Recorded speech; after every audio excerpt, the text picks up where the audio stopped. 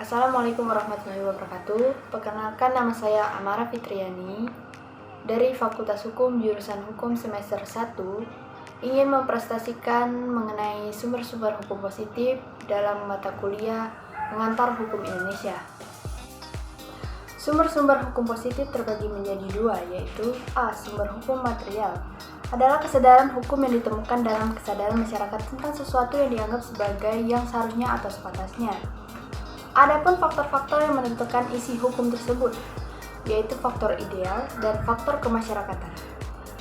Satu, faktor ideal adalah pedoman-pedoman yang tetap tentang keadilan yang harus ditaati oleh pembentuk undang-undang atau lembaga pembentuk hukum lainnya dalam menjalankan tugas. Lalu yang kedua, ada faktor-faktor kemasyarakatan. Adalah hal-hal yang nyata hidup dalam masyarakat dan tunduk pada aturan-aturan tentang kehidupan masyarakat yang bersangkutan. Kemudian sumber hukum formal adalah suatu tempat di mana kita dapat menemukan dan mengenal hukum. Adapun jenis sumber hukum formal meliputi 1. Undang-undang, 2. Kebiasaan atau adat yang dipertahankan dalam keputusan yang berkuasa di masyarakat, 3. Jurisprudensi atau keputusan hakim, 4. Traktat, 5. Doktrin atau ajaran hukum. Yang pertama, undang-undang merupakan sumber hukum utama bagi hukum positif di Indonesia. 2. Sering disebut dengan hukum undang-undang atau wet trends, yaitu hukum yang tergantung dalam peraturan perundang-undangan dinyatakan dalam pasal 15AB Allegemen Kalingen van Wetgeving for Indonesia atau ketentuan-ketentuan umum tentang peraturan-peraturan Indonesia. 3. Pasal 15AB mencerminkan aliran positivisme perundang-undangan atau legisme. Kemudian pasal 20AB mengadili harus berdasarkan undang-undang. Kemudian undang-undang terbagi menjadi dua macam, yakni undang-undang dalam arti material dan undang-undang dalam arti formal. Kemudian terdapat dua unsur kaidah hukum menjadi undang-undang dalam arti material. 1. Unsur anadrum, yaitu penempatan kaidah hukum dengan tegas atau resmi. 2. Unsur recharge, yaitu peraturan atau kaidah hukum.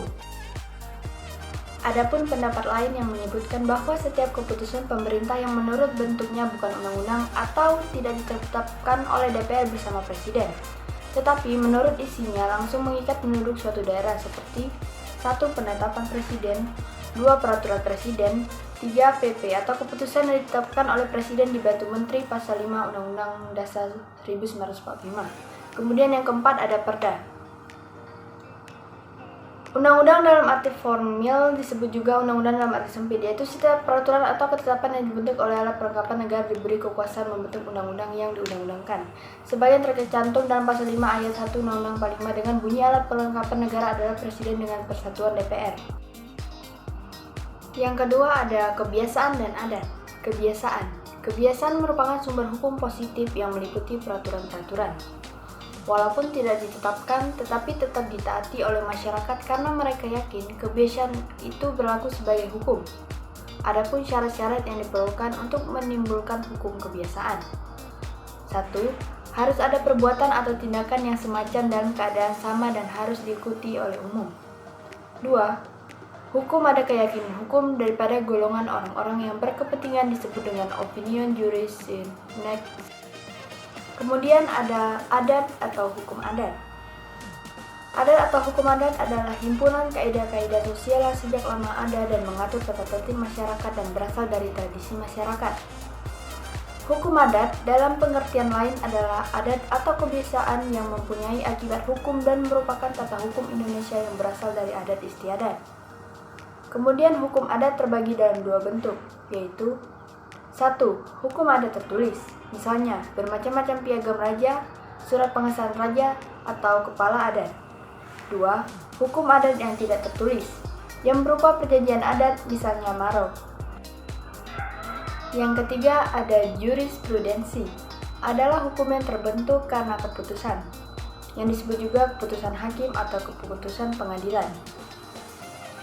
Jurisprudensi dapat menjadi sumber hukum positif di Indonesia dalam hal-hal sebagai berikut. 1. Apabila ada ketidakjelasan arti atau hal-hal yang belum diatur dalam undang-undang. 2. Karenanya, jalan yang ditempuh adalah dengan melihat putusan-putusan hakim terdahulu mengenai perkara-perkara yang sama dengan perkara yang dihadapi. Yang keempat, ada traktat. disebut Traktatenrecht atau hukum perjanjian antar negara.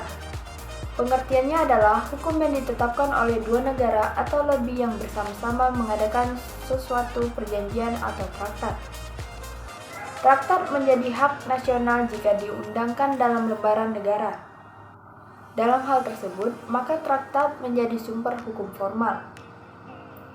Memuat hukum yang berlaku di wilayah pihak yang membuatnya berdasarkan pasal 11 ayat 1 Undang-Undang 1945, perjanjian dengan negara lain atau traktat dilakukan oleh Presiden bersama-sama dengan DPR. Adapun macam-macam traktat terbagi menjadi 3, yaitu 1. Perjanjian bilateral, 2. Perjanjian multilateral, 3. Perjanjian kolektif atau perjanjian terbuka, perjanjian yang selalu terbuka untuk negara yang belum tergabung dalam perjanjian. Yang terakhir ada doktrin.